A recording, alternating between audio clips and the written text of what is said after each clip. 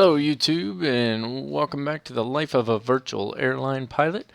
I'm your host, Captain Mac, and we are a mere 1 hour and 56 minutes rounded up to 2 hours from our promotion to first officer.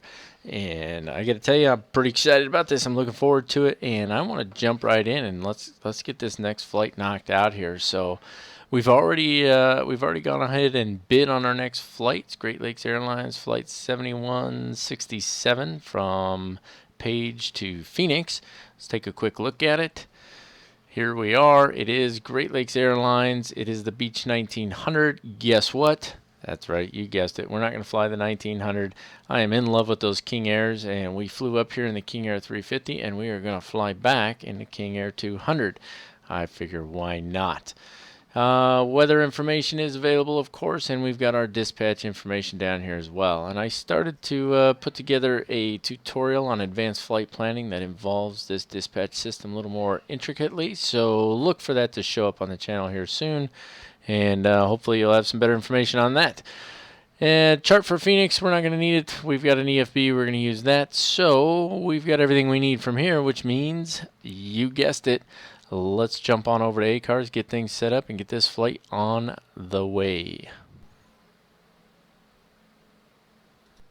Quick look at ACARS here. You can see I've already gone ahead and grabbed our next bid. There it is, Great Lakes Airlines flight 7167, PGA to PHX. As always, we want to make sure our departure airport is the same as our current location, which it is. So let's go ahead and grab a route out of here just to make it quick and easy. If anything hops up, there we go. We're going to be flying approximately, actually that's the route we're going to be flying anyway. PGA, Victor 293 Airway, Grand Canyon, VOR, direct to Drake VOR, and then if all goes well, the Coyote to arrival. So we're good there. And let's go ahead and set up, we're going to be flying at 22,000 feet, so we're good there. All we have to do, you can see now that our flight's set up, the start flight button has been highlighted up here for us. Before that, it was grayed out like this one is here. So once we have our flight simulator up and running and everything is set and ready to go, engines off, parking brakes set, then we'll hit start flight and we'll be ready to rock and roll. So might as well hop on over in the flight sim and get things started over there. All right, there she is in all her beauty and her glory, our King Air 200, who's going to take us from Page down to Phoenix for the day. Don't know why. Let me know if you have this issue. Just throw something down in the comments. Every time I load an aircraft into FSX, it is always quite substantially forward of where it should be in the parking space. Not really sure why that is, but there you have it. All right, let's hop in here and let's go ahead and get this party started. So here we are inside our King Air 200, and let's go ahead and take care of our before start checklist. Our elevator and trim needs to be set to 0. As always, I'm going to rotate it up just a little bit there. Cabin doors are locked, baggage is loaded and secure, weight and center of gravity is checked. Brakes right here, they are set. All of our switches are off as they should be, with the exception of our rotating beacon, which is supposed to be on for any time you... That sounded funny. Supposed to be on anytime you have power on the aircraft. Therefore, if you just leave it on as soon as you flip on the battery, guess what? It's on. Landing gear switch / handle is down. Power levers are to idle. That's these two here, and it looks like they are. Maybe they're up just a little bit. It's kind of funky the way this thing works with the reverse. With the reverse on it, doesn't work the way I'd like it to, but it is what it is. So. Propeller controls, full forward. That's going to be these guys right here. They are now full forward. Condition levers are in cut off. They are. Cabin signs need to be switched to fasten seatbelts and no smoking. That's this switch right here. We flip her up and she's ready to go. Cabin temperature mode needs to be off. That's this one, and it is. Vent blowers on auto. Let's hop down here so you can see a little bit better. There's the aft blower. Here's the vent blowers here. They are in the auto position. Aft blower is supposed to be off. This one, it is. Electric heat is supposed to be off. It is. Oxygen supply pressure check. This is our oxygen supply pressure. And guess what? We got plenty of pressure. Good to go.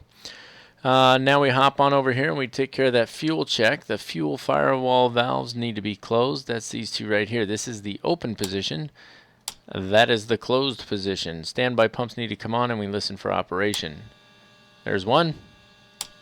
There's 2. They are operating. Switch on the battery. There she is. And when we do, the fuel pressure enunciators should come on. And look at that. Fuel pressure on the left, fuel pressure on the right. The enunciators are on, just like it said they would be. Fuel firewall valves now need to be open at this point. There's the open position, and that will turn those enunciators off. It surely did. And then we go ahead and turn off the standby pumps, 1 and 2, and guess what? The lights come back on. There they are. Fuel pressure lights are these 2 here. And then we're going to do the cross feed alternatively, and when we do, it should turn those off. So we go to the left, lights are off, back to the center, lights are on, and if you're getting dizzy, let me know. Lights are back off, and we are good to go. And last but not least, we want to make sure the cross feed is off. The auxiliary transfer switches, this one and this one, are on auto. And then we're going to check our no transfer lights by pressing them. They should light up. That one does. And so does that one. So we're good to go. Fuel quantity, we're going to check in both the main and auxiliary tanks. The main tank, or main tanks, have about 625 pounds each, and nothing in the auxiliary, which is as it should be. DC volt and load meters. Hop up top to check these, and we're checking the voltage by pressing this. There's just shy of 80 volts in that one, and just shy of 80 volts in that one, so we're good to go. Hop back down here. I know we're all over the place. That's just the way this airplane is. Test the stall warning horn.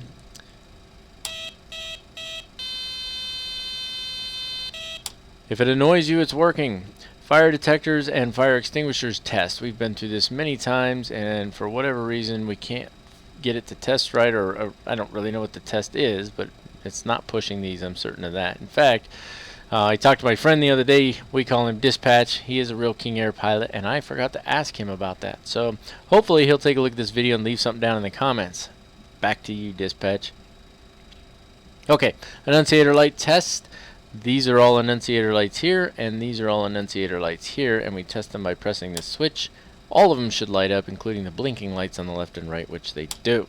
Our database has been reviewed. It is valid.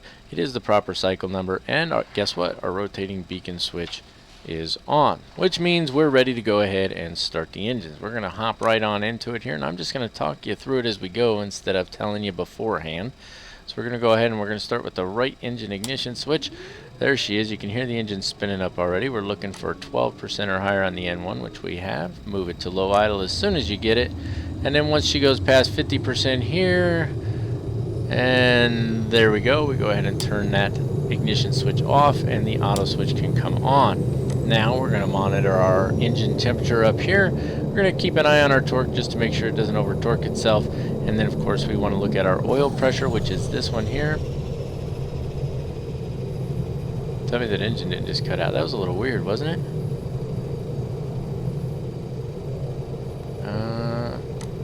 What is it saying? Oh, it's feathered. Why did it feather? That was kind of weird. Okay, well, I don't know what caused. I must have bumped it or something. I don't know, but it shouldn't have feathered. That explains that odd sound. Okay, enough about that. It's good to go now. So we're going to check our oil pressure here. It's in the green, and we're going to check our oil temperature, and it is clearly in the green, so we're good to go. At this point, we can move that right condition lever to high idle all the way up. There she goes, and we're going to go ahead and reset by clicking twice. Let it be, and it flips back to on, and now the right generator is as it should be. So what do we do from there? We're supposed to charge it until the load meter reads approximately 0.50 and then turn it off. Okay, here's the load meter. Still haven't quite figured this out. Maybe 0.50 is supposed to be here. Not sure, but guess what? It's working, so let's hop back down there and go ahead and turn it off. And once we turn it off, we go right into the engine start procedure for, you guessed it, the left engine. So we'll hop up to a better view here. Right engine's up and running. So left ignition, engine and start switch. Looking for 12% N1 on there. It comes around pretty quick. There it is. Move it to low idle on the condition lever. There we go. Engine fires up. You can hear it. Very nice. Love that sound. Goes past 50. We go ahead and turn that off if we can find the switch. There we go. Go ahead and turn the auto ignition on. We're good there. Hopefully we won't bump our prop pitch levers there this time. Take a look at our engine temperature. Oh, it did it on that one too. Not really sure why it did that.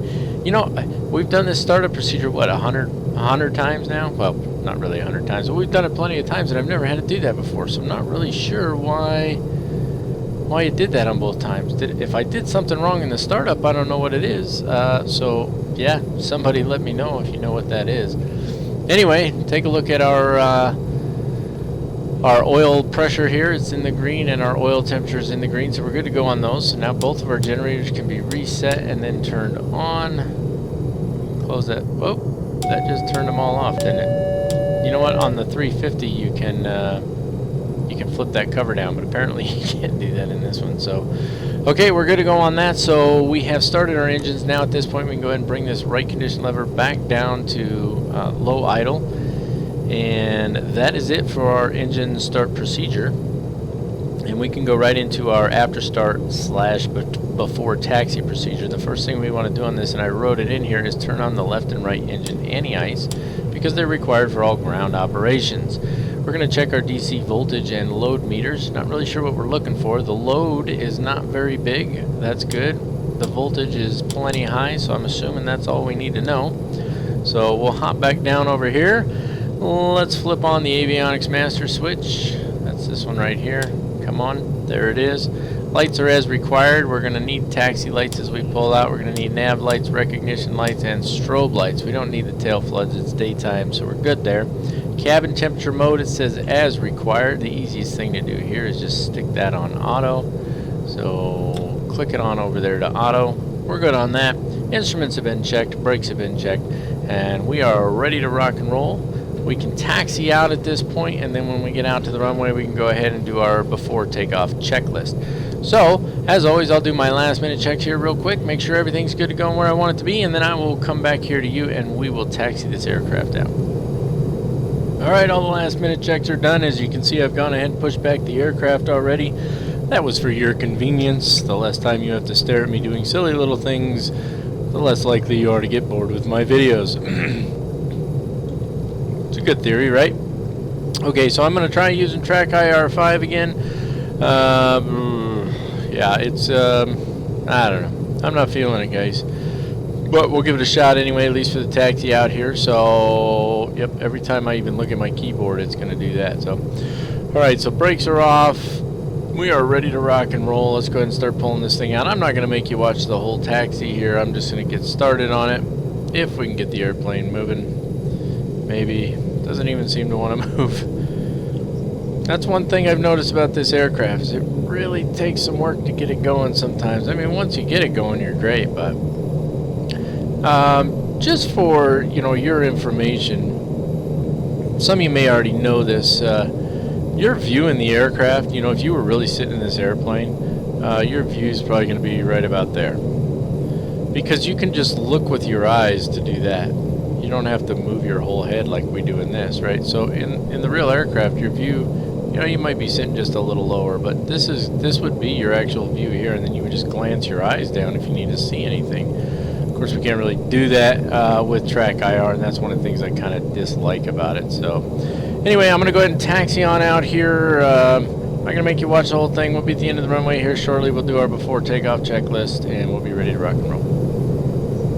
Okay, here we are at the end of the runway. We're going to take care of our before takeoff checklist real quick, and then we will be ready to rock and roll. So let's hop down here. We need to flip on our auto feather switch. Now, speaking with my friend who's a King Air pilot in the real world, he said they never actually turn that off.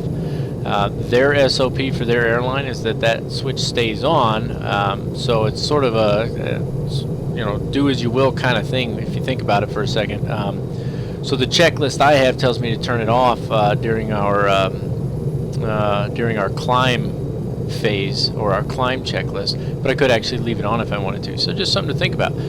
Prop feathering needs to be manually checked. We've already taken care of that. Fuel quantity is good. Flight and engine instruments are good to go, and the flight director needs to be turned on as well. We can do that right up here. There's the flight director. She is on now.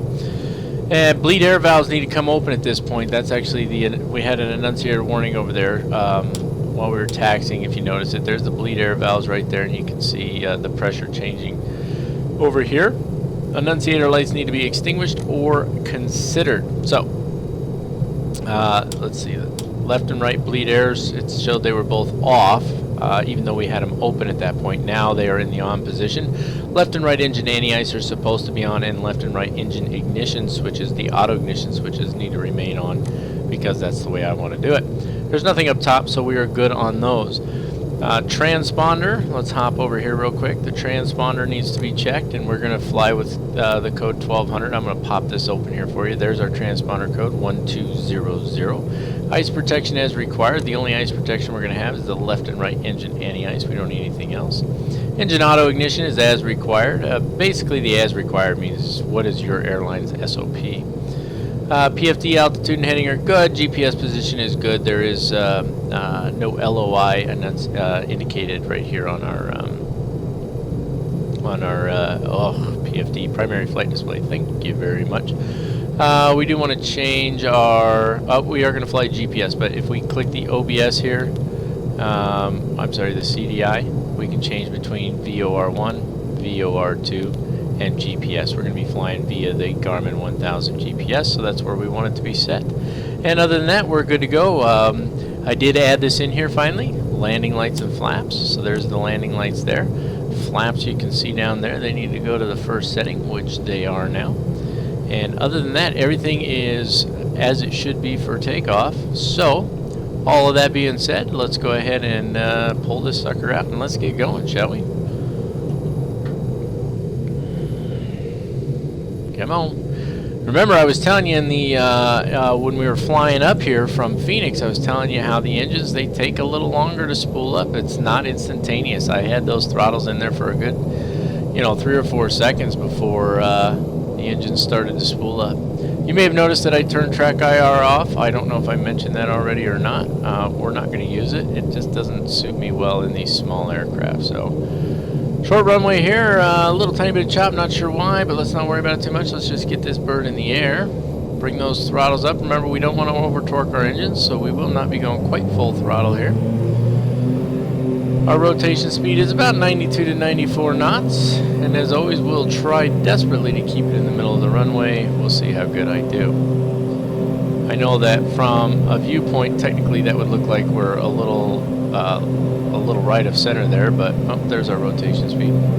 Rotate. Looking good. Positive rate of climb. Gear is coming up at this point. And we don't want too much trim in there, so just trimming the nose down just a little bit to keep it from climbing too terribly fast, but she's definitely climbing today. We're looking pretty good. So gears up, flaps are ready to come up at this point. This is going to bring our nose down pretty quick.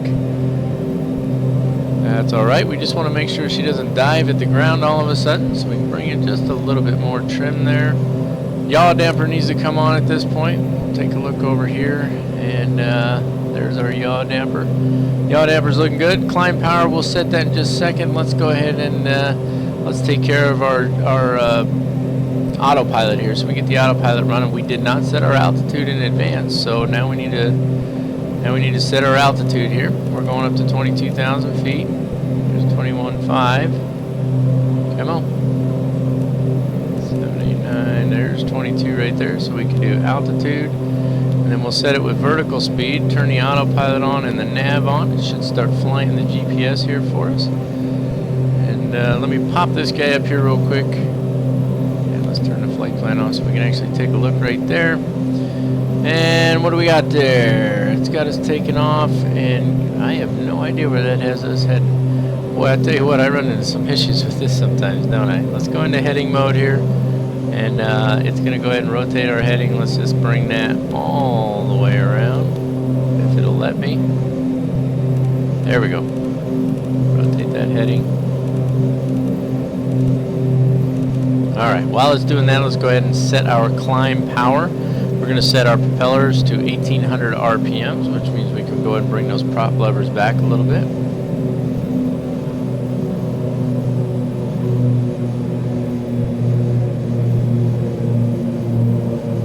Looking pretty good. Pretty close. close, doesn't have to be spot on. We're just about to cross 10,000 feet here. We are losing speed a little bit, so we want to go ahead and bring that nose down a little.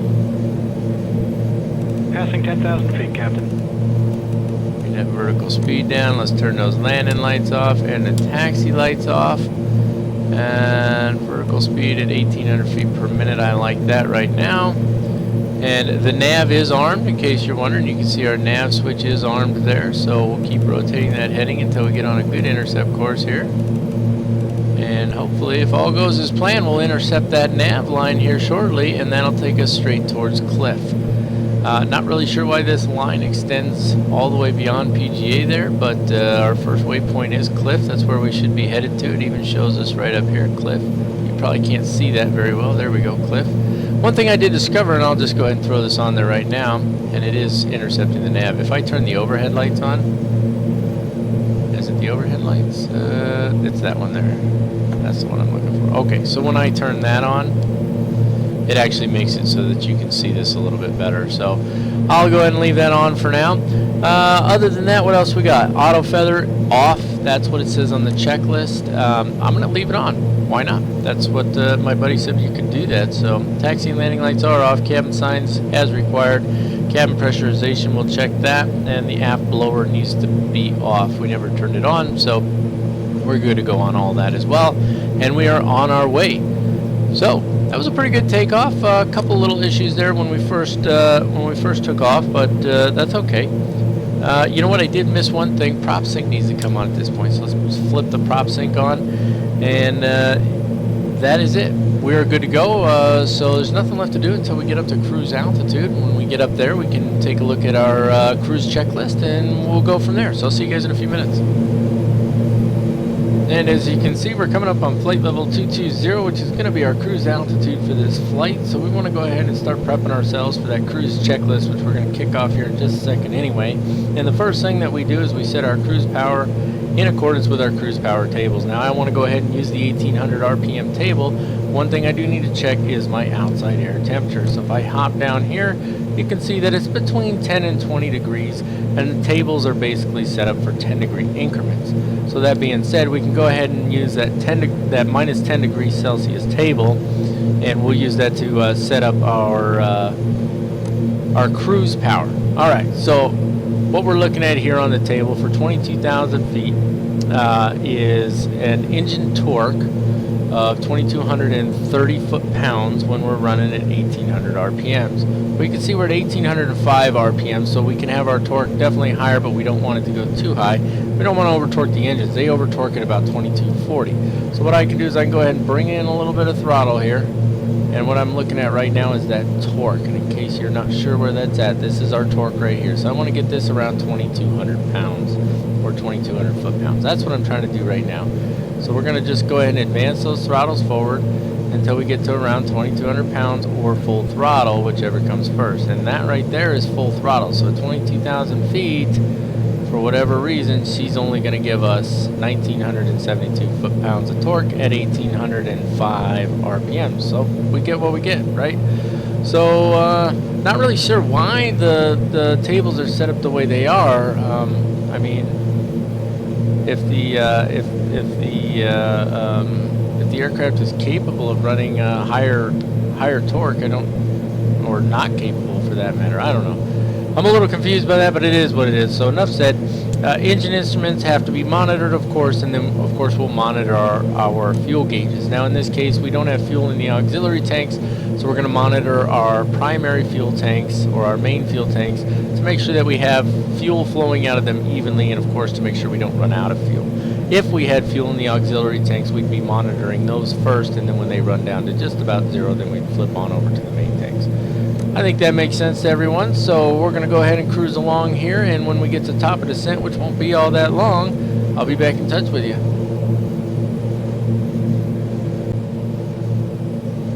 And we're coming up near our top of descent here pretty soon, and in case you're wondering why we hopped in here staring at the wing, it's because of that. That, ladies and gentlemen, is ice on the wings. I think I've shown this to you before in this aircraft, but I absolutely love that it is simulated in this airplane in all aspects. I've already got my windshield my windshield heat on because the windshield was fogging up as well. And I've got the prop de-ice on, and I left the engine anti-ice on. The only thing we need to do is we need to expand. This black area is an icing, de-icing boot, and when we flip the switch, it'll fill it with air, it'll break up that ice, and then it'll blow off of the wing. So we'll hop down here real quick, and this switch right here is the surface de-icing switch. You click it up, it's going to flip up and flip itself back down, so we'll flip that up, and now it's starting to fill that de-icing boot with air, and in a moment here, just like that, the ice is gone. Now, of course, in the real world, you'd probably see the ice flipping off of there, and that would be fantastic, but I still love that the icing feature is actually simulated on this aircraft. I think it's fantastic, and I wanted to show it to you again. All right, so enough about that. Let's jump into our descent checklist. The first thing we need to do is we need to set our cabin pressurization control to the landing field pressure altitude plus 500 feet. Now, I've told you how to calculate this before, so I'm not going to go through the calculation process, but suffice to say that our landing field altitude plus 500 feet is going to come to about 1,644 feet.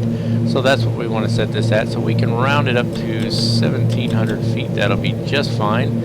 And so that's what we're setting. Now remember, we're setting the cabin altitude, okay? That's the outer one here, to 1,600 feet, not the aircraft altitude, but the cabin altitude. So that's going to be right in there. That's probably 1,500, and that's probably 1,750 or something like that. So that's going to be pretty close. And then we want to make sure that the rate control selector knob, which is this one right here, is set at the 12 o'clock position, and it is.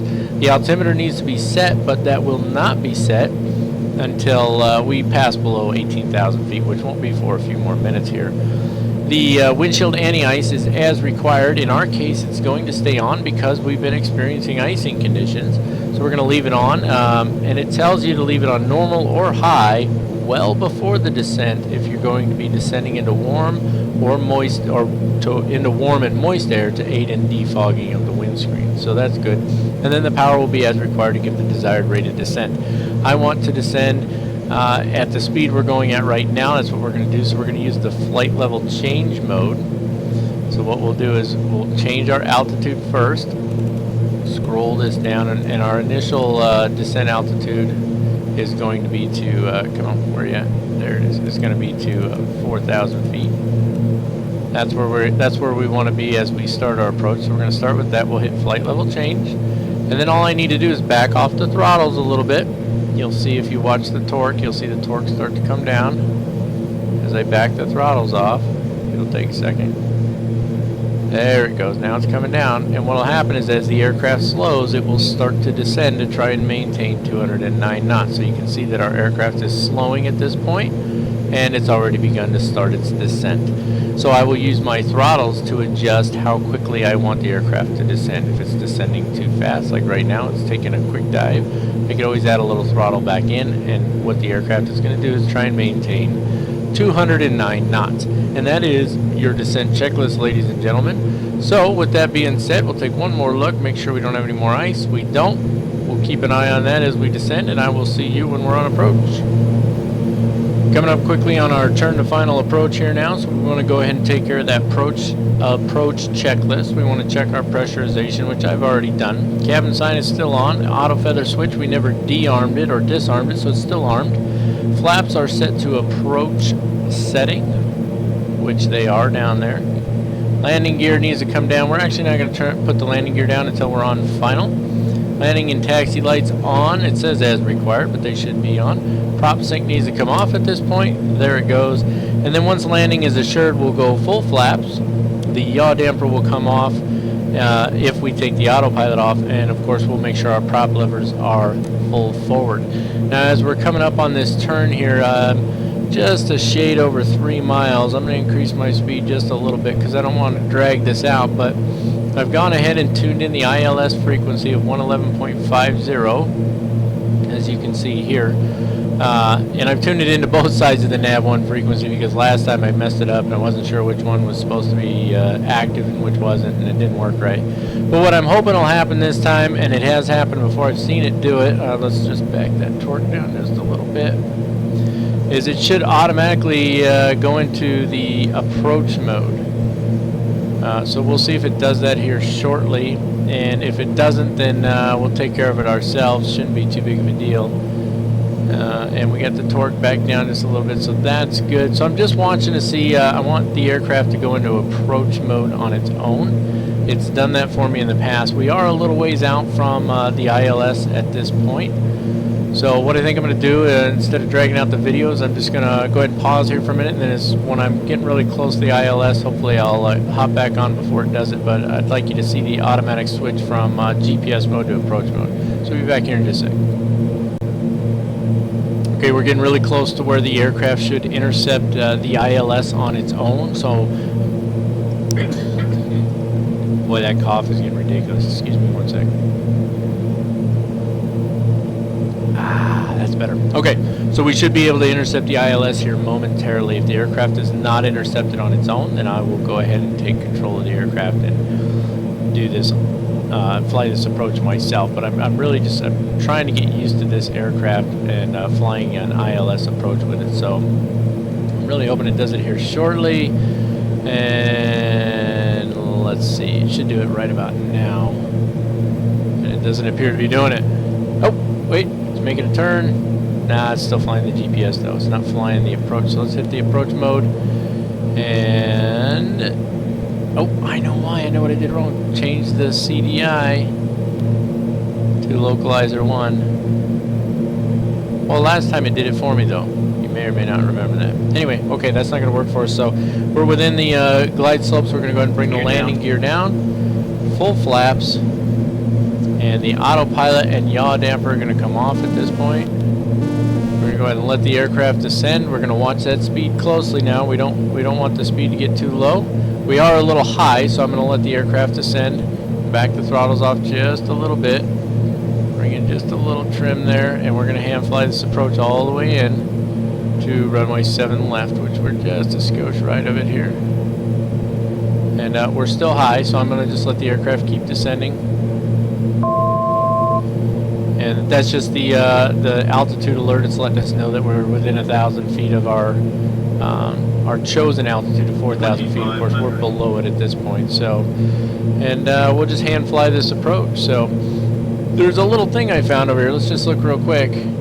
I believe that's a mirror that's supposed to let you know if your landing gear is down, but I can't see anything in it, so it doesn't really matter for us. But it'd be kind of interesting if that was simulated properly, wouldn't it? Okay. I'm going to go ahead and bring in a little more trim here because I actually want to slow the aircraft. We want to land at a much slower rate than we're going right now. So I'm actually trimming the aircraft up at the moment and letting it slow down further. And as it slows down, it's going to try and nose over a little more. So I'll add a little more trim until I get about where I want, and then I can go ahead and bring in a little more throttle if necessary. But I want the aircraft to keep slowing. And we're going to end up a little high here again for just a second, but that's all right. We'll just bring a little more throttle out of there. And I'll just nose it over just a little bit. And once you have it set where you want it, according to my good friend Dispatch, that's his nickname in case anybody's wondering, you don't really mess with the trim and the throttles too much. You really just use the yoke to fly the aircraft in. So we do have a crosswind here. That is why we are pointed to the right, but actually headed towards the runway. That's the way it works when you have a crosswind. And we're slowing her down a little bit more here. We're just a skosh above the glide slope, but it's not that bad. And I may edit out just a short little bit of this here so you don't have to watch the entire approach all the way in, because I know the videos tend to get a little long when I do them. That's just my personality, but that's okay. I'm going to go ahead and just keep flying this approach, and I'll decide later on if I want to remove any of that, any of this footage here. But I don't know that I will. We'll just see how it goes. You'll notice if there's a editing in there. A little bit of silence there. My son just came in, and he needs to close the door. I don't know if you heard that on there, but yeah, that's my son. He thinks he's a real riot. Almost 4 years old, quite the handful still. That's all right though, we love him. Alright, we're looking pretty good here. We're still a little faster than I'd like to 500. be. So I'm just pulling out a little bit more throttle there. Really want to land around, you know, I mean, we take off at 90 knots, right? So we should be landing a little bit slower than that. We're going to end up floating down the runway quite a bit here, and I really was kind of hoping to avoid that. But you know, that's just a lack of experience. I'm no King Air 200 master here, so anyway, looking real good on our approach, other than being a little high on our speed. But it'll start to bleed off here pretty quick as we start to transition into our landing flare here. So 50, 40, 30, 30, 20, 20, 10.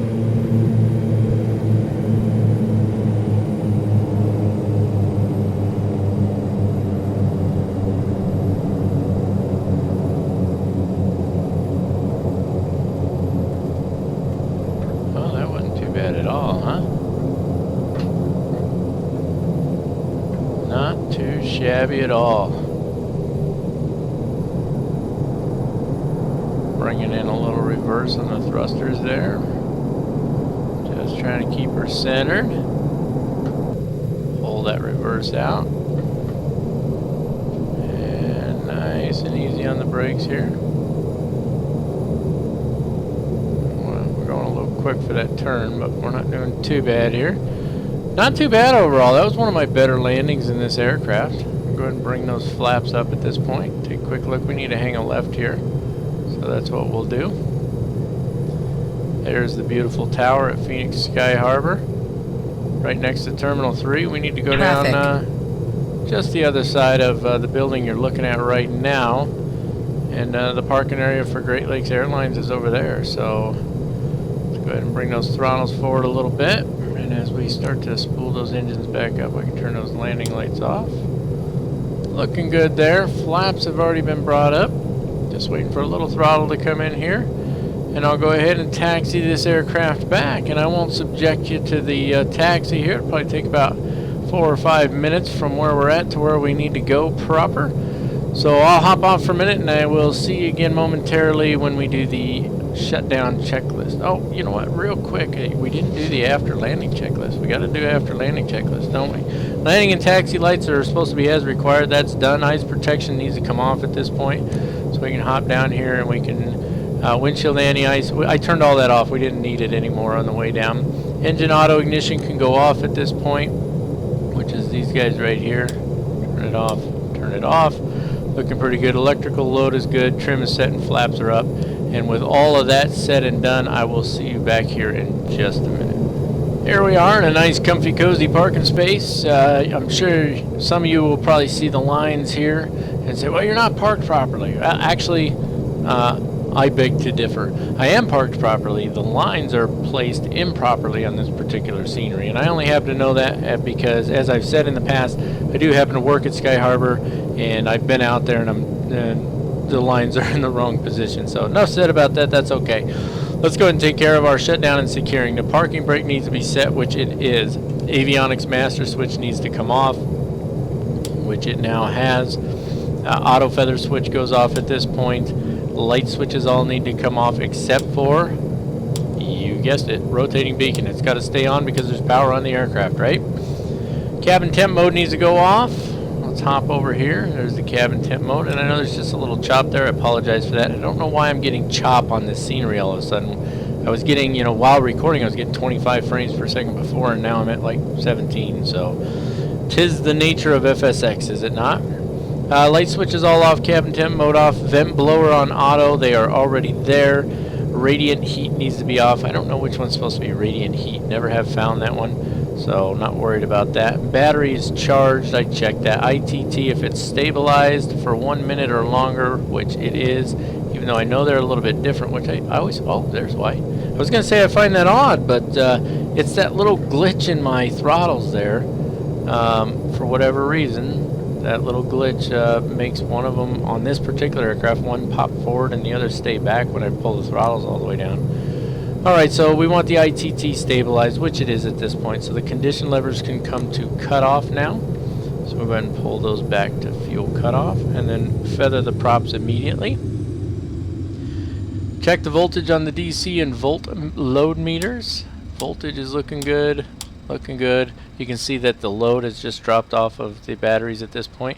Turn off the generator and battery switches now. Off, off, and off. And the only thing left to do after that is to put in wheel chocks and any covers or anything like that. That being said, we are, you guessed it, done with this flight, but we still need to take a quick look at the website, see where we stand after closing out our ACARS. So let's hop on over to ACARS, close that out real quick, and then we'll take a quick look at the website and see how much we have left until we get that promotion that we've been chasing for quite a while now. Okay, here's our ACARS. Big surprise, we are late. We took an hour and 32 minutes, and it's scheduled for an hour and 15.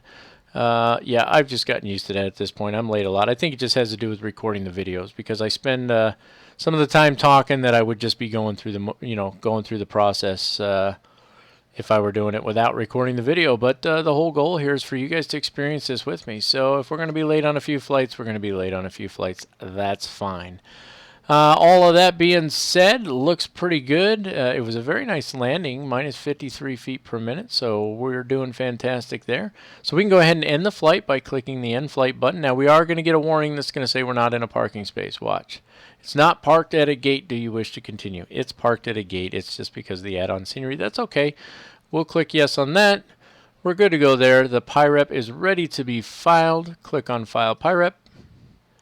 There she is. That's our PIREP number if we're interested. And we are done, sir, done. So that's it for ACARS. Let's hop over to the website and see what's going on over there.